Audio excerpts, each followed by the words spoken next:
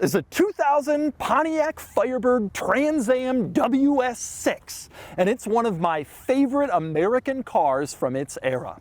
All Camaro and Firebirds were cool, but the Firebird Trans Am was cooler, and the WS6 was coolest of all, with big power and its famous, ridiculous open nostril grille. Today, I'm going to review the Trans Am WS6 and show you all the quirks and features of this icon. Before I get started, big news, this Trans Am WS6 is currently for sale and it's being auctioned live on Cars and Bids. This is a special one, a late model WS6 with the ram air hood, and this car is mostly unmodified with less than 10,000 original miles. It's amazingly pristine and it can be yours on Cars and Bids. So, once you finish watching this video, click the link in the description below to visit the live auction for this WS6, where you can bid on it and buy it only on Cars and Bids. The Cars and Bids office knows I'm incredibly particular about my own cars. When people ask how I keep the fleet looking so good even though I drive them often, I tell them to give it that mother's love. Mother's has been family owned and operated since 1973, and they actually formulate everything right here in Huntington Beach, California.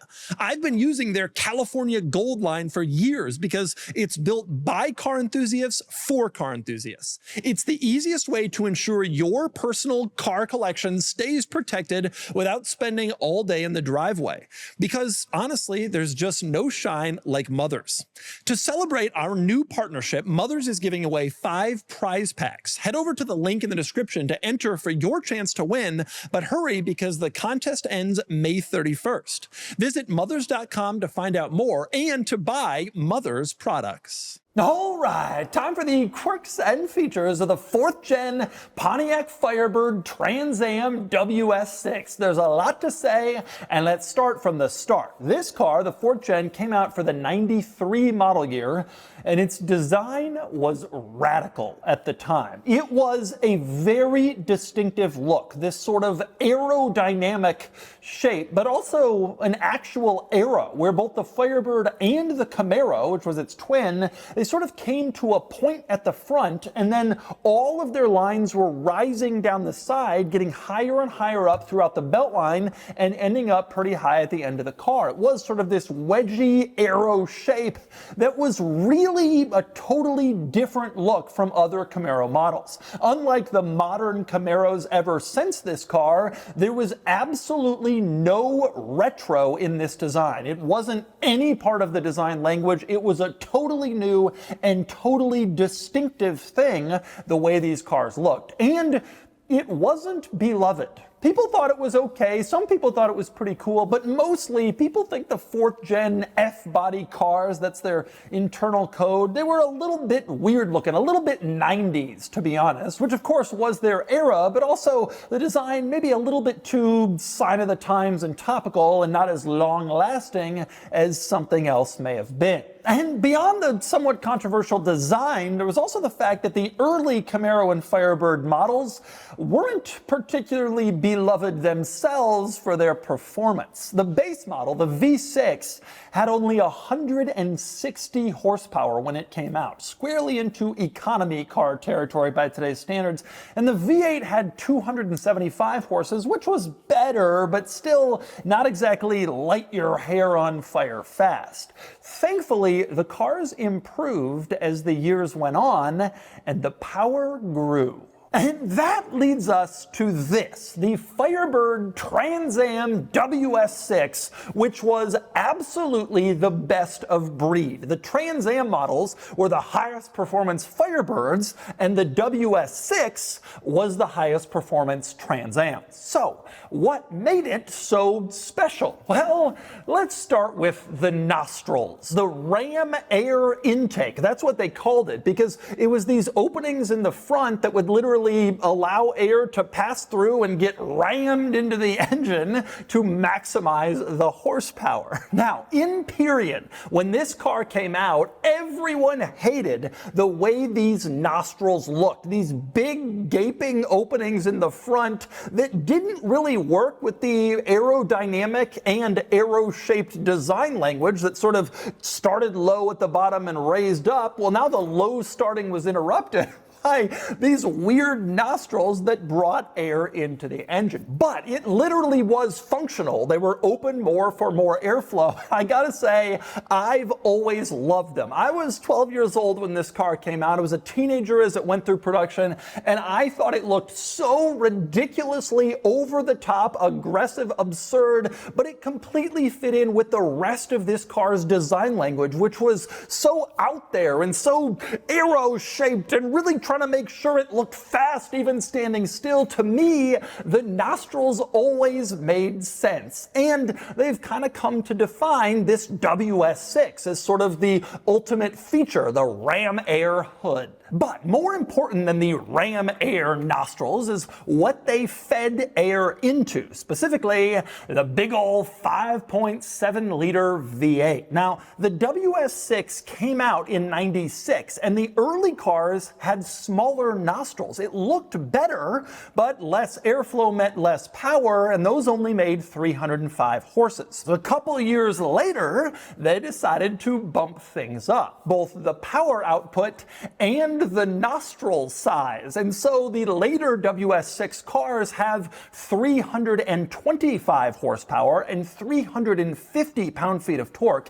Even today, pretty respectable numbers for a sporty car. And of course, they also got the big nostrils that went along with the boosted power. But beyond the nostrils and the powertrain, there are so many more quirks and features to cover with this car, starting on the outside of the nostrils, where you can see they are literally badged as ram air, leaving absolutely no question as to their purpose. They really wanted to jam it in your face so you knew exactly why those things were on there, very much fitting the jam it in your face personality of this entire car. Also in the front, you can see a few other interesting things like the pop-up headlights, which by the time this car was on sale were very much out of fashion. Most pop-ups had started in the mid to late 80s, kind of started to go away in the mid 90s. They were on this car all the way through 2002. And in fact, the last pop-ups were in 04-05, so this is one of the very last cars ever to include pop-up headlights. But indeed it has them. You turn on the headlights, they pop up, but it really suited the design with the lights down because it fit in with that sort of arrow-shaped low to high lines that concealed the headlights and kind of made it all work.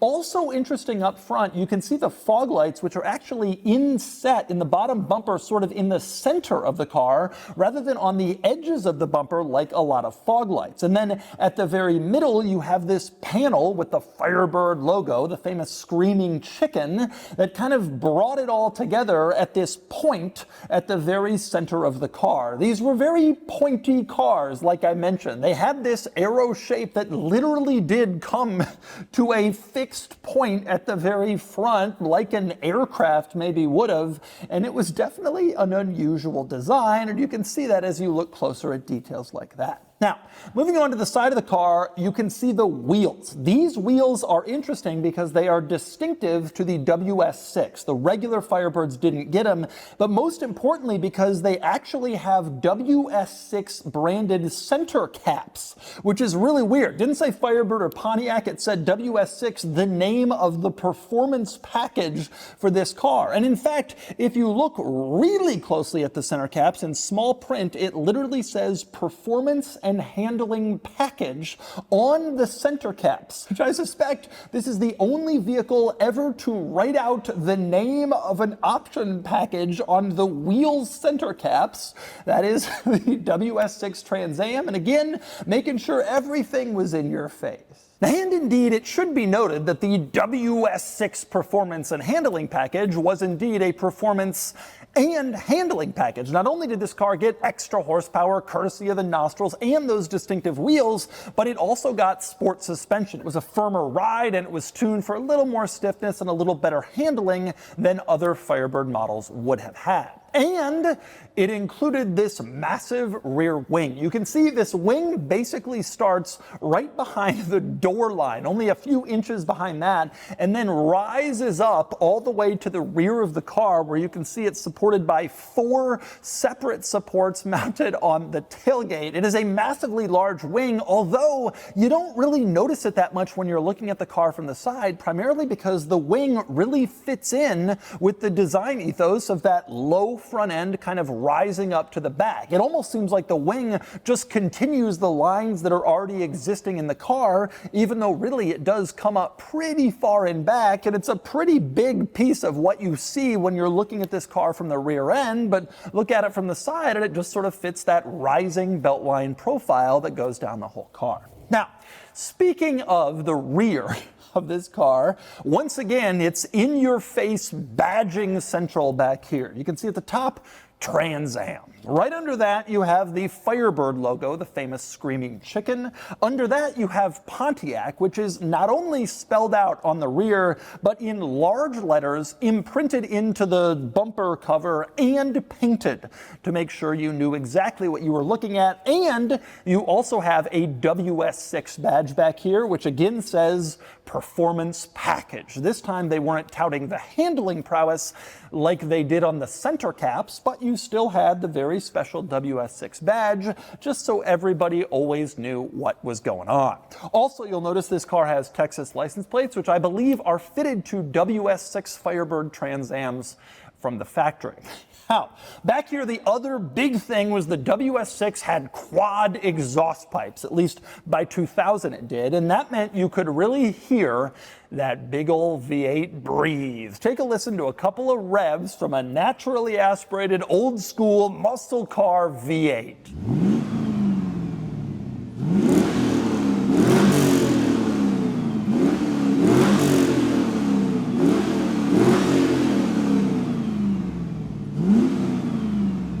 And of course, the last notable and possibly the most obvious design detail back here is the giant taillights. Absolutely huge on both sides. This kind of honeycomb pattern for some reason was an overlay, but underneath was a big taillight turn signal combo. It was huge. Strangely enough, it actually works okay with this design, despite being sort of curvy, far too large. It's reasonable, it fits well enough with the look, and it's just another one of those kind of bulbous, over-exaggerated Firebird design details from the 4th gen F-body. And then there was the roof. There was a convertible version of this car, a true soft top convertible, but if you got a coupe, you got T-tops, and that means the tops are removable in 2 parts. There's one panel over the driver's side that comes off and one panel over the passenger side. Now, disappointingly, despite their look,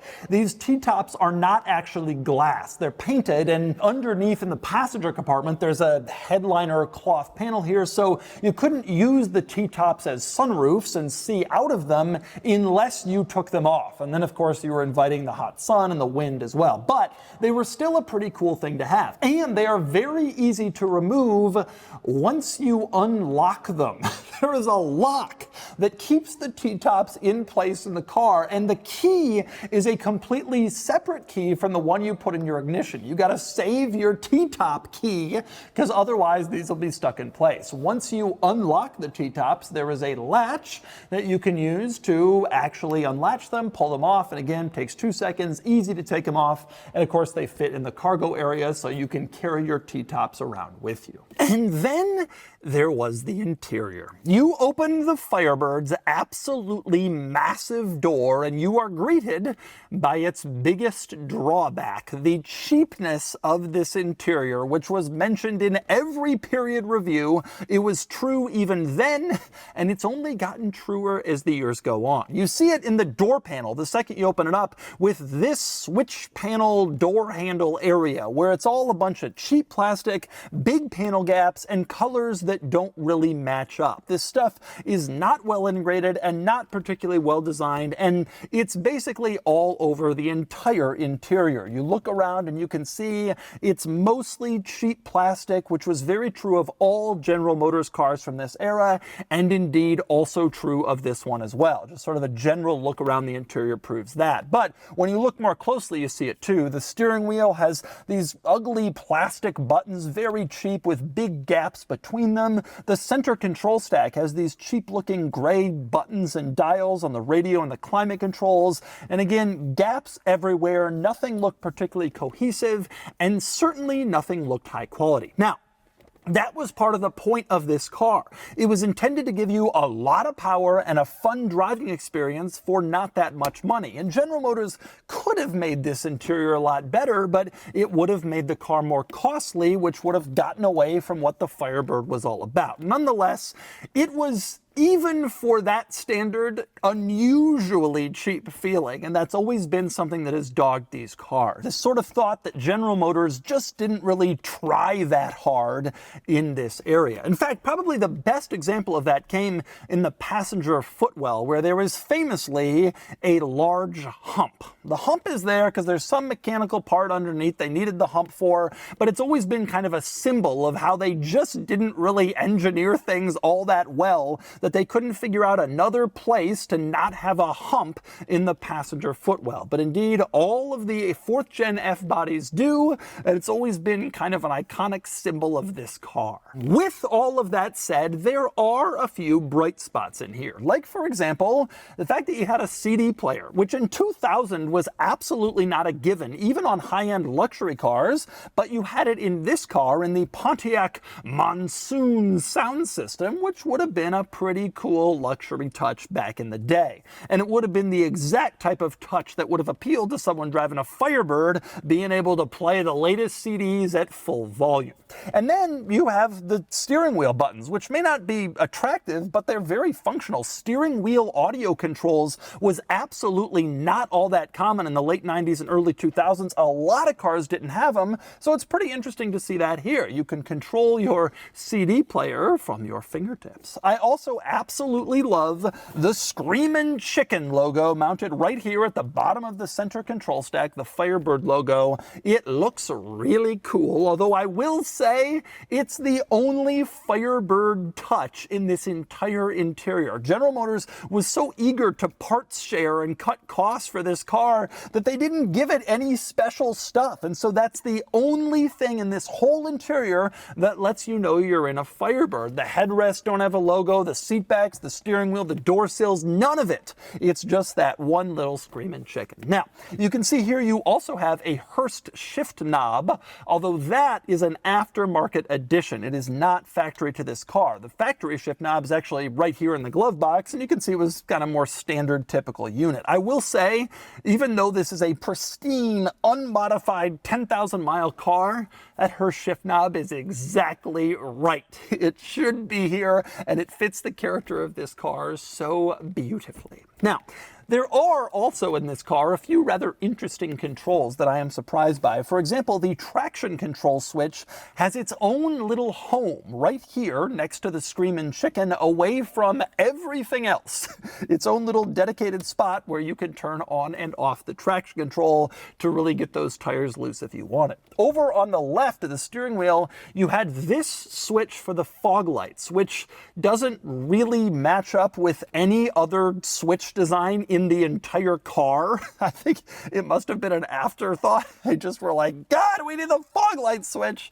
And so they put that one in, which is weird. And I also think it's strange how the button to open the rear tailgate is yellow and kind of hidden. Almost makes you think you're doing something wrong when you're opening the tailgate, but indeed, that's how they've decided to do it. Now, as for weird controls, my least favorite is undoubtedly the turn signal stalk, which is also the windshield wiper stalk and the cruise control stalk. It's all done on this, and I really hate it. This is a throwback to late 80s 80s General Motors when they developed this stock. The entire rest of this interior is newer than that, but they must have put so much money into designing this stock that they kept it for years beyond when they should have. It doesn't look right in this interior. It looks too old. It doesn't match in terms of color or material, and it just doesn't feel good to press. There's a ton of play in it. It's hard to push down. It is not a great situation. With that said, one bright spot in this interior, the cup holder right in the center. You didn't get multiple, but you got one, which honestly was a lot more than a lot of other cars had in this era. At least you had a spot where you could hold your cups. Now, as for the owner's manual, I must say it is a pretty standard affair. Nothing particularly exciting or interesting in here, although being a late 90s, early 2000s owner's manual, it does include a couple of cool drawings. Like, for example, this one on page 4-16 of a Firebird taking a nice evening drive. Almost looks like it should be a poster, a cartoon. And how about this one on page 5-23 of a Firebird out in the countryside next to a nice split rail fence, except it has a flat tire. What a shame for that cartoon Firebird. The owner's manual also opines on vision differences between 20-year-olds and 50-year-olds and what they can see at night, which seems like maybe overreach for an owner's manual, but this went further than just telling you about the car. It gave you real life information as well. Ah, Pontiac. Anyway, beyond that, I want to talk back seats, which are actually kind of cool looking. You fold the front seat forward, you can see there's this cool bucket, this leather bucket with perforated stitched lines going down the whole thing. It's a pretty neat look, and you have it on both sides, although interestingly, despite those bucket seat bottoms, the backrest is actually a bench. It's completely connected and looks like it belongs in a bench seat, so there's a little bit of not really corresponding here going on, but it does look like a pretty decent bucket to just sort of slide your butt into. Also worth pointing out, these back seats have a little more space than I was expecting. This is a big, long car, and at least some of that space made it for rear seat passengers, and the back seat has two cup holders. Even though the front only has one, the rear, which is never really going to be used in a car like this, it has two. So rear seat passengers have a place to put their drinks, even though they don't exist.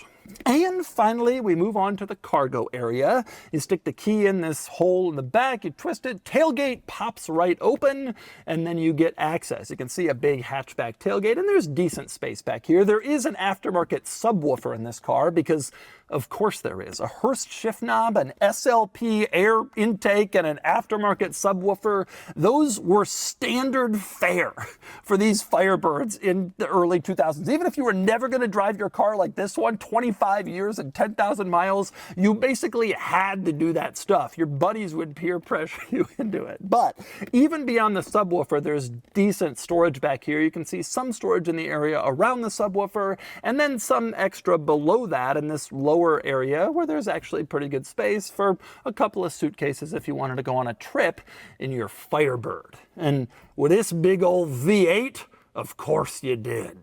But before I go take this car for a drive, let's discuss what happened to the Firebird. So the 4th gen Firebird and Camaro were sold all the way through 2002. And when they were canceled, it was a big deal because a lot of people thought it was the end of the line for the Camaro entirely. It was reported in all news outlets everywhere, not just car news. It was a cultural moment. The Camaro, the 60s icon, was dead. A few years later, though, it was resurrected, but this time without a Pontiac twin, because the Pontiac brand didn't survive the recession. And so while the Camaro came back and had a lot of success in modern years, the Firebird ended right here. Some people have made modified Camaros, turned them into what the Firebird would look like in today's world, and they're pretty cool tributes, but that's not the real thing. The Firebird ended here, and this was the last and best of the end-of-the-line models. And so, with that in mind, let's get it out on the road. Let's see how the big nostril WS6 drives. All right, driving the Ram Air WS6 Bird. I love a 4th gen F-body. I love this car. I have loved this car since I was a kid. I always thought that the aero styling was cool. I have always thought the nostrils and the WS6 Bird were cool as hell. Even when I was 14 and this car was new, or 12, I thought it was like so over the top crazy that it was just so cool. I always have loved a 4th gen Bird or a Camaro, but especially I like the Firebird. I've always liked the bodywork a little better, the wheel design's a little better, but especially the WS6 Ram Air hood. That is like, to me, that is this car. Like, and I've always wanted to review a 4th gen F-body car, but I've always wanted to hold out for a unmodified late model WS6 with the full fat horsepower and the big nostrils. And man, I love it. I love the rumble. This feels like an old school muscle car in the coolest possible way. You know, it's funny, there's a lot of people these days buying, you know, newer Camaros, the 09 and up Camaro and the Challengers and all that. And I think they kind of ignore this car because most of these cars were pretty anemic. The V6s weren't that powerful. The non-WS6, you know, there were just some not so great versions of this car. Most of them were not so great. There were convertibles that aren't as desirable. But sitting here driving this WS6, I honestly think to myself, like, this feels like a Challenger. It feels like a modern day Camaro. It has the same rumble. Honestly, the shifter is tight. Like, it feels very like modern day. Now this car's only got 10,000 miles on it, but low mileage Firebirds and Camaros from this gen do not sell for that much money. It's very clear to me the chassis is not as tight as modern cars. You can definitely feel some flex. You can definitely hear some rattles in places. You know, modern cars maybe don't rattle because they're not quite as loose. Just in general, the suspension is obviously not as tight, but man, that V8 rumble and the feel of it reminds me of like a good V8 Challenger or a modern day Camaro or Mustang, truly. I'm also kind of surprised by how relatively good the steering is. I wasn't expecting that really, but it's like pretty heavily weighted and fairly quick to turn. Not super precise, but pretty nice. Honestly, moving through a couple corners, this car really isn't so bad. There's no question that, like a lot of the complaints were about this car from this era, it isn't exactly the best handling, sharpest, most solid, most planted, you know, car. But it's not as bad as I thought it would be, actually. The steering is definitely more direct than I expected. You are sitting in one of the ridiculous bad plastic interiors, but that was kind of part of the fun. Oh, and I love the sound. I love the sound. This car's fast. I don't care what you say. This car is fast. It may not feel like a Hellcat, but it feels like a V8 Challenger. This car has legit muscle. Going around a corner, feeling that V8 go, oh, this is like my childhood dreams come true, and I am not exaggerating. And when I was a kid, I just wanted one of these so bad, and I always have, and driving it, I still do. Man. Oh. That V8.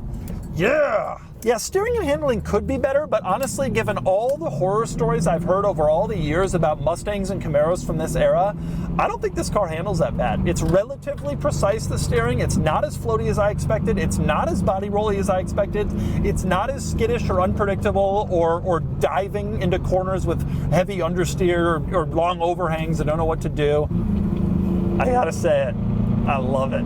I love this car. Oh, this is so cool. Also, shifter clutch is fantastic. The clutch could be a little bit more precise and a little bit more predictable. There's a little bit of vagueness to it. The shifter is awesome. It is super tight. It's not as like precise as a Porsche shifter, but that's not what you really want from this car. That's not the feedback that you're looking for. I'll tell you something. I have wanted one of these a long time, since I was a kid. I want it even more now after driving it. I think this car is faster than I was expecting, sounds better than I was expecting, drives better than I was expecting, handles better than I was expecting, and really feels like a muscle car. Even though it's from this era where, you know, the muscle cars were kind of crappy, the 90s, at the very end of that era, General Motors really got their stuff together and gave us the best version of the Firebird, and that is this car, and it is pretty damn cool. I love this car. Call me crazy, but I really do. I love driving it. And so that's the Pontiac Firebird Trans Am WS6. Even though this car isn't from the 60s, it's American muscle in the most iconic way, with a radically cheap interior, bold styling, and big rumbly power. I've always loved these cars. This one is shockingly awesome to drive, and it's really nice, and you can buy it on Cars and Bids. Anyway, now it's time to give this Firebird a DougScore.